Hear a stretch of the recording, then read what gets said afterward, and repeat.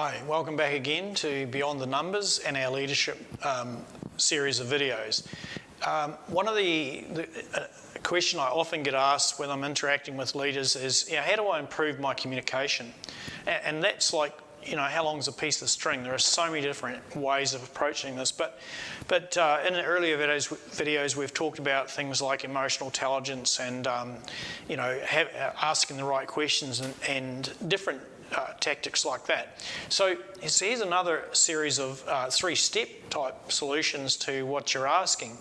So to improve our effectiveness when communicating, here are 3 simple steps that I find are really helpful and something that we can convey to others too, and which will actually benefit their communications as well as their own. So the first one is, if you think back to the emotional intelligence video from earlier, you'll realise that self-manage is one of the real benefits that you get from establishing and growing and building, if you like, your own emotional intelligence. So one of the things that comes out of self-manage is talk less.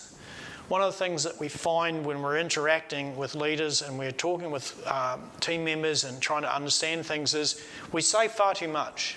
Just set the context then and start asking questions. So talk less and listen more. Hugely powerful, underestimated tactic to improve communication. We don't want to talk at people, we want to talk with people, and we want to listen. And that leads into another really powerful technique, and it's under self-awareness. It's the awareness to say it's okay to have silence in a conversation. If you're asking a team member to explain some, how they're going to go about a task, or if you're asking them to describe what actually happened in a situation, often that's the first chance that the person that you're interacting with has actually had to start thinking about, how do I respond to this? And they've also got their filters working, so they're thinking, what's my agenda as the leader? What am I trying to, am I trying to get them to commit to something, etc., etc. So often all of that fog is in the way of effective communication. So when you frame your question and set that question before the person, allow them some processing time. A lot of our workforce are reflectors by nature, and they're very good at what they do, and they need some silence to process the question and then respond in a meaningful way. So I always say, learn to bite your tongue. I mean, I've got scars. I can prove that I've perfected that art to some degree, but constantly learning and improving. So the power of silence.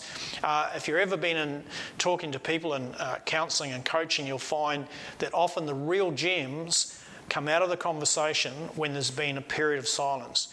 And silence for us nowadays in our modern world is anything more than a few seconds is excruciating silence. But sometimes silence can go on for 30 or 40 seconds. The longer it is, it doesn't matter. Just hang in there and you'll be surprised what comes out of it. So practice that skill. Talk less, listen more, and utilise the power of silence by biting your tongue. The third one is that social awareness component. And that again is one of those things that comes from the development of your emotional intelligence. And this is interpret the whole message within the social context. So people are really impacted heavily by what's going on around them, and they respond and do things based on the cultural norms. And we've talked about that in the past.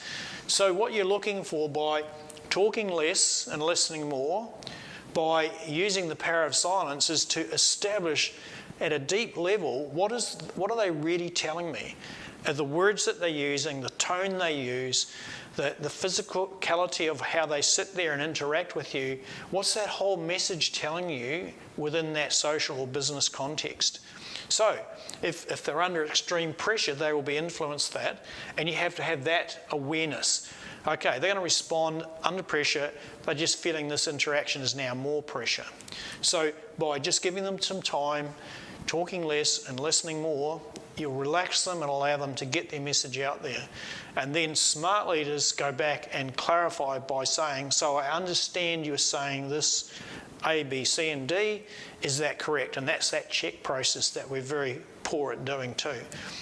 Bring those 3 things together and you'll effectively improve your communication, and you'll see the benefits by far in everything you do. So wish you well in your success, and we'll catch up with you in the next series.